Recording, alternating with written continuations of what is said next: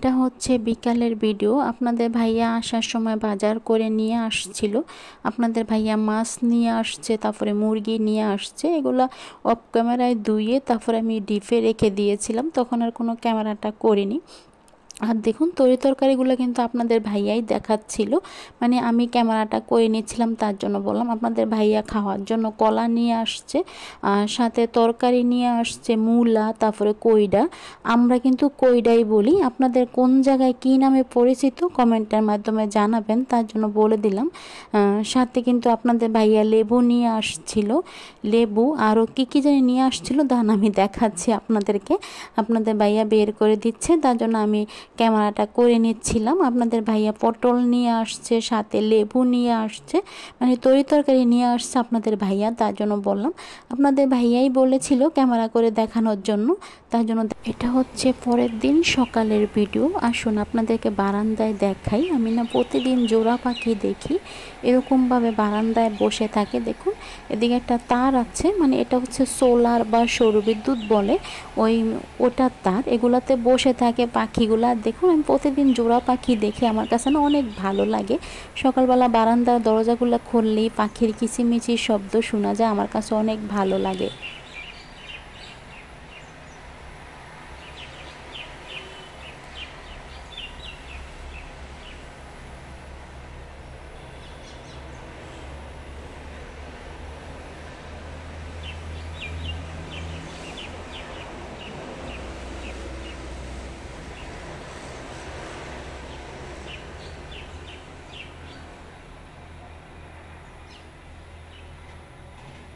ভিডিওর প্রথমেই কয়েকটা কথা বলে নিচ্ছি, জানি আপনারা শুনবেন না, তারপর আমি কথাটা বলে নিচ্ছি।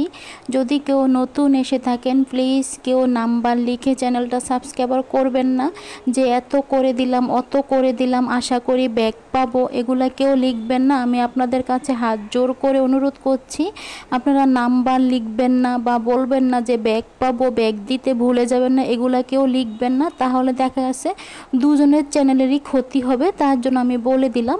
আসসালামু আলাইকুম everyone, welcome to back to my channel. দূরে কাছে যে যেখান থেকে আমার ভিডিওটা দেখছেন, আশা করি সবাই ভালো আছেন, আমরাও ভালো আছি। নতুন একটা ভিডিও নিয়ে শুরু করলাম। দেখুন আমি ডাইনিং রুমের এই জায়গায় চলে আসছি। আমি নর্মাল থেকে এখন তরকারিগুলো নামিয়ে নেব। আপনাদের ভাইয়া তো আসার সময় বাজার করে নিয়ে আসছিল মূলা, পটল, তারপরে কইডা নিয়ে আসছে আপনাদের ভাইয়া। দেখুন আমি আপনাদেরকে কাছ থেকে দেখিয়ে দেই, আমরা এগুলাকে কইডা বলি। আপনাদের কোন জায়গায় কী নামে পরিচিত কমেন্টের মাধ্যমে জানাতে পারেন। হয়তোবা সব জায়গায় কিন্তু একই নাম নাও থাকতে পারে সবজি, তার জন্য বলে দিলাম আমি। দেখুন আমি কাছ থেকে দেখিয়ে দিচ্ছি যাতে আপনাদের চিনতে সুবিধা হয়। আমি এখন রান্নাঘরে চলে আসলাম। রান্নাঘরে এসে একটু বাইরের দিকে ক্যামেরাটা করে নিচ্ছিলাম, মাঠটার দিকে। আর এত রোদ উঠেছে কি বলবো, আমি যখন ক্যামেরাটা করে নিচ্ছিলাম ক্যামেরা দিয়ে কিন্তু তাকাতে পাচ্ছিলাম না রোদের কারণে, মানে আমি দেখে ক্যামেরাটা করতে পারছিলাম না। তার জন্য বললাম এতটা রোদ উঠেছে। আর দেখুন মাঠটাতে কিন্তু সবুজ দেখা যাচ্ছে মাঠটা। তরকারিগুলো আমি অফ ক্যামেরায় কেটে নিয়েছি, তখন আর কোনো ক্যামেরা করিনি। দেখুন ভাজির জন্য কেটে নিয়েছি মূলা, আলু, পেঁপে, সিম। আর মাছ দিয়ে রান্না করার জন্য তরকারি কেটে নিয়েছি আলু আর কইডা। আমরা কিন্তু কইডাই বলি, বিভিন্ন জায়গায় বিভিন্ন নাম থাকতে পারে। দেখুন পোয়া মাছটা আমি অফ ক্যামেরায় ধুয়ে নিয়েছিলাম।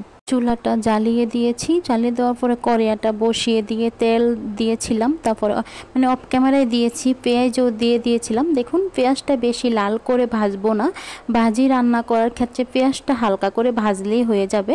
দেখুন পেঁয়াজটা ভাজা হয়ে গেছে। এখন আমি এ পর্যায়ে আমি যে কেটে রেখেছিলাম পেঁপে, আলু, সিম, মূলা সব একসাথে 3-4 পদের সবজি দিয়ে আমি কিন্তু ভাজিটা রান্না করে নিচ্ছি, ভাজি তৈরি করে নিচ্ছি। তার জন্য বললাম আপনারা যেরকমভাবে সবজি দিয়ে খেতে চান আপনারা ওইভাবেই কিন্তু রান্নাটা করতে পারেন। তার জন্য বললাম।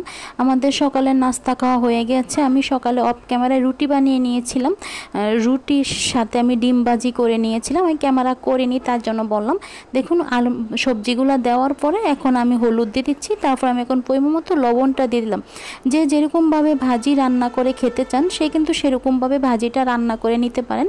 মানে কেউ যদি সাদা ভাজি করতে চান তাহলে কিন্তু আপনারা সাদা ভাজি রান্না করেও খেতে পারেন। আর দেখুন কাঁচামরিচটা দিচ্ছি না, যেহেতু কাঁচামরিচের দাম বেশি, আপনাদের ভাইয়া কাঁচামরিচ আনেনি, তার জন্য আমি কাঁচামরিচ ছাড়াই কিন্তু ভাজিটা রান্না করে নিচ্ছি। এখন আমি ভালো করে নেড়ে চেড়ে মিশিয়ে নিচ্ছি। আমি কিন্তু চুলার আঁচটা মিডিয়াম রেখে কিন্তু ভাজিটা রান্না করে নেব, একবারে বেশি হাই হিটে রান্না করব না, তাহলে দেখা গেছে ভাজিটা মানে পুড়ে যাবে, কড়াইতে লেগে যাবে। তার জন্য দেখি তো ঢাকনাটা উঠিয়ে ভাজিটার কি অবস্থা। দেখুন আমি ঢাকনাটা উঠিয়ে নিচ্ছি আর ভাজিটা একটু নেড়ে চেড়ে দেখছি। দেখুন কড়াইতে কিন্তু লেগে যায়নি, ভাজিটা মোটামুটি সিদ্ধ হয়ে গিয়েছে। আমি আরও কিছুক্ষণ ভালো করে রান্না করে নেব। তার জন্য যে যেখান থেকে আমার ভিডিওটা দেখছেন প্লিজ একটা লাইক দিয়ে ভিডিওটা দেখা শুরু করবেন। আপনারা তো একটা লাইক দিতে ভুলে যান, তার জন্য আমি মনে করিয়ে দিচ্ছি প্লিজ একটা লাইক দিয়ে ভিডিওটা দেখা শুরু করবেন। একটা লাইক দিতে তার কোনো কষ্ট হয় না, তার জন্য বলে দিলাম। আর যদি ভিডিওটা ভালো লাগে ভিডিওটা শেয়ার করে দেবেন, সাথে চ্যানেলটা সাবস্ক্রাইব করে রেখে দেবেন। যারা অলরেডি আমার চ্যানেলটা সাবস্ক্রাইব করে দিয়েছেন তাদেরকে অসংখ্য ধন্যবাদ আমার চ্যানেলটা সাবস্ক্রাইব করে দেওয়ার জন্য, আমার পাশে থাকার জন্য, আমাকে সাপোর্ট করার জন্য এবং আমাকে ভালোবাসা দেওয়ার জন্য সবাইকে অসংখ্য অসংখ্য ধন্যবাদ। যে দেখুন মাঠটার দিকে একটু ক্যামেরা করে নিচ্ছিলাম, এটা ছাগল দেখা যাচ্ছে, মানে ঘাস খাচ্ছে। ছাগলটা সম্ভবত সাদা হবে। আমি তো রান্নাঘর থেকে ক্যামেরাটা করে নিচ্ছিলাম, তার জন্য বললাম। আমি মাছটা ভেজে নিয়েছি। মাছ ভাজি করার সময় কোনো ক্যামেরা করিনি। মাছ ভাজি করা তেলেতেই আমি পেঁয়াজটা দিয়ে দিলাম। পেঁয়াজটা ভাজার পরে আমি এখন আদা রসুন বাটা দিয়ে দিচ্ছি 1 চামচ পরিমাণ। আদা রসুন বাটা দেওয়ার পরে এখন আমি পরিমাণ মতো লবণটা দিয়ে দেবো। লবণটা দিয়ে আমি এখন টমেটো দিয়ে দেবো, যেহেতু ফ্রোজেন করা টমেটো, তার জন্য এখন আর কোনো পানিটা দেবো না। টমেটো থেকে কিন্তু পানি ছেড়ে দেবে, তার জন্য দেখুন আমি টমেটোটা দিয়ে দিলাম। টমেটোটা দিয়ে কিছুক্ষণ ভালো করে নেড়ে চেড়ে মিশিয়ে নেবো। দেখুন টমেটো থেকে কিন্তু পানি ছেড়ে দিয়েছে। এরপর যে আমি গুঁড়া মশলাগুলো দিয়ে দেবো। আরেকটা চুলাতে কিন্তু আমি ভাজিটা বসিয়ে রেখেছি, অল্প আছে ভাজিটা হচ্ছে, তার জন্য বললাম। দেখুন গুঁড়া মশলা দিয়ে দিলাম। প্রথমে দিয়েছি আমি ধনিয়ার গুঁড়ি, জিরার গুঁড়ি, তারপরে আমি দিয়ে দিলাম হলুদের গুঁড়া 1 চামচ পরিমাণ। 1 চামচ পরিমাণ মরিচের গুঁড়াটা দিয়ে দিচ্ছি, মানে যে যেরকম ঝাল খাবেন ওই অনুযায়ী কিন্তু আপনারা তরকারিটা রান্না করতে পারেন, তার জন্য বলে দিলাম। এরপর যে আমি অল্প কিছুটা পানি দিয়ে দেবো, যেহেতু আমি গরম পানিটা করে রেখেছি, তার জন্য আমি এখন গরম পানিটা দিয়ে দেবো। এখন ভালো করে মশলাটা নেড়ে চেড়ে মিশিয়ে নেব। যত মতো মশলা থেকে তেল ছেড়ে না দেবে অত মতো ভালো করে মশলাটা কষিয়ে নেব, সাথে আদা রসুনের কাঁচা স্মেলটা চলে যাবে। আর দেখুন মশলাটা ভালো করে কষানো হয়ে গিয়েছে, মশলা থেকে কিন্তু তেল ছেড়ে দিয়েছে, আপনারা দেখলেই বুঝতে পারবেন। এরপর যে আমি কেটে রাখা যে সবজিগুলো কেটে রেখেছিলাম, মানে কইডা সাথে আলু, আমরা কিন্তু কইডাই বলি, বিভিন্ন জায়গায় বিভিন্ন নাম থাকতে পারে, কোনো জায়গায় হয়তো বা চিচিঙ্গা বলে, কিন্তু আমরা কিন্তু কইডাই বলি, তার জন্য আমি কিন্তু কইডাটাই বললাম। আর দেখুন তরকারিগুলো দিয়ে ভালো করে মশলার সাথে নেড়ে চেড়ে মিশিয়ে নেব।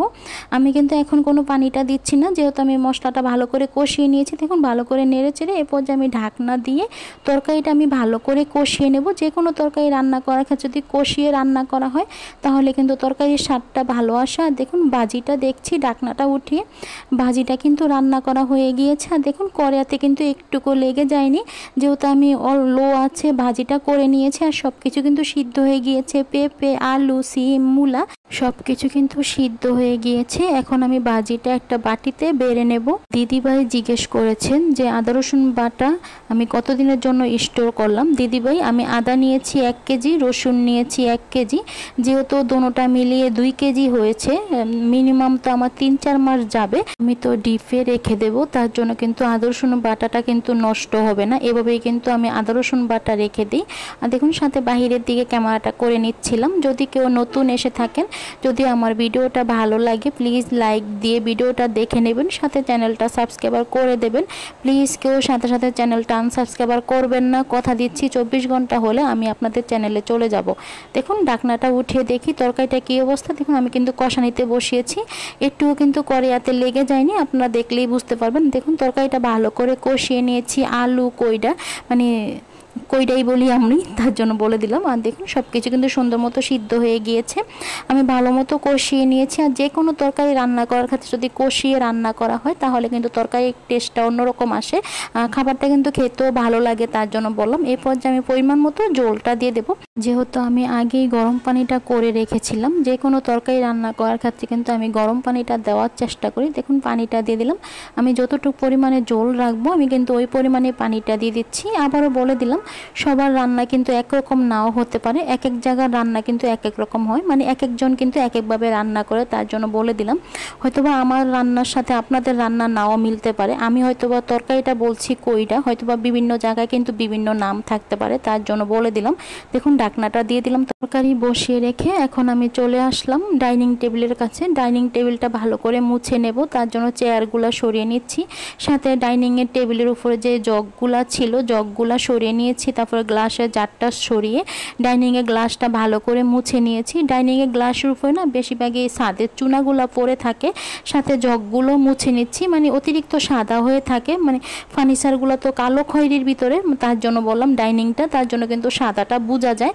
আর সাথে বালতিগুলো মুছে নিয়েছি, সাথে প্লেট বাসনের র্যাকটাও ভালো করে মুছে নিয়েছি, সব কিছু ভালো করে মুছে নিয়েছি। আমি না রান্না করার ফাঁকেই না সব কাজগুলো করিনি, হয়তো বা ভিডিওটার স্পিড বাড়িয়ে দিয়েছি, তার জন্য দেখে মনে হচ্ছে যে আমি দৌড়াচ্ছি, তার জন্য বললাম। দেখুন কাপড়গুলো বিছিয়ে দিয়েছি, সব কিছু সুন্দর করে বিছিয়ে দিলাম। টেবিলটা ভালো করে মুছে তারপরে কিন্তু আমি রান্নাঘরে চলে আসলাম। রান্নাঘরে এসে কিন্তু আমি অফ ক্যামেরার প্লেট বাসনগুলো ধুয়ে দিয়েছিলাম, মানে যেগুলো প্লেট বাসন সকালে জমেছিল, কারণ লাইনে পানি ছিল না, এখন পানি আসছে আর আমি মানে অফ ক্যামেরায় ধুয়েছি, তখন আর কোনো ক্যামেরাটা করিনি, তার জন্য বললাম। সাথে বাহিরের দিকে একটু ক্যামেরাটা করে নিচ্ছিলাম।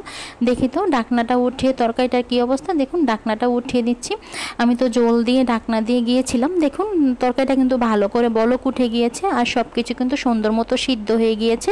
দাঁড়ান আমি আপনাদেরকে কাছ থেকে দেখাচ্ছি, মানে আমি খুসনি দিয়ে কেটে দেখাচ্ছি। দেখুন কইডা তারপরে আলু সব কিছু কিন্তু সুন্দর মতো সিদ্ধ হয়ে গিয়েছে, দেখুন ভালো করে সিদ্ধ হয়ে গিয়েছে সব কিছু। এখন আমি ভেজে রাখা মাছগুলো দিয়ে দেবো। আমি তো পোয়া মাছটা আমি অফ ক্যামেরায় ভেজে নিয়েছিলাম, তখন আর কোনো ক্যামেরাটা করিনি, মাছ ভাজি করতে তো সবাই পারে, তার জন্য আর ক্যামেরাটা করিনি, তার জন্য বললাম। দেখুন বন্ধুরা আমি তো এখন বয়জবরটা দিচ্ছি। বয়জবরে বিভিন্ন শব্দ থাকতে পারে, হাঁস মুরগির ডাকের শব্দ থাকতে পারে, বা চিল্লাফাল্লার শব্দ থাকতে পারে, এমনকি জোরে কেসি গেট খোলার শব্দটাও কিন্তু আপনারা পেতে পারেন, আবার দেখা যাচ্ছে গাড়ির শব্দও পেতে পারে, তার জন্য বললাম। আমি যে জায়গায় থাকি এই জায়গায় একটু বেশি শব্দ হয়, প্লিজ আপনারা ক্ষমা সুন্দর দৃষ্টিতে দেখবেন। আর আমার কথায় যদি কোনো ভুল ত্রুটি হয়ে থাকে তাহলে আপনারা ক্ষমা সুন্দর দৃষ্টিতে দেখবেন।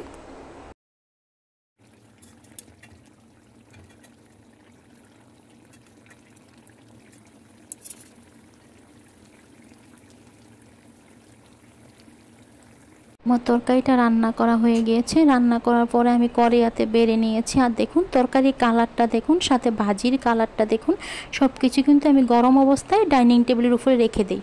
দুপুরের পরে আর কোনো ভিডিও করিনি, এটা হচ্ছে সন্ধ্যার পরের ভিডিও। আপনাদের ভাইয়া বাজারে গিয়েছিল, বাজারে গিয়ে আমরা কিনে নিয়ে আসছে, তারপরে আপনাদের ভাইয়া আমড়াটা চুলে নিয়েছিল, এখন আপনাদের ভাইয়া আমরা গেট করে নিচ্ছে, সাথে আমি ক্যামেরাটা করে নিচ্ছিলাম। আপনাদের ভাইয়া আমড়াটা গেট করে দিয়েছে। আর দেখুন আমি এখন আমড়া মাখা বা আমড়া ভর্তা বলতে পারেন, আমি মরিচের গুঁড়া দিয়েছি, সাথে আমি লবণ দিয়েছি, চিনিটা দেইনি, আমড়াটা কিন্তু মিষ্টি ছিল, তার জন্য বললাম। দেখুন আমার আমড়া মাখাটা করা হয়ে গিয়েছে।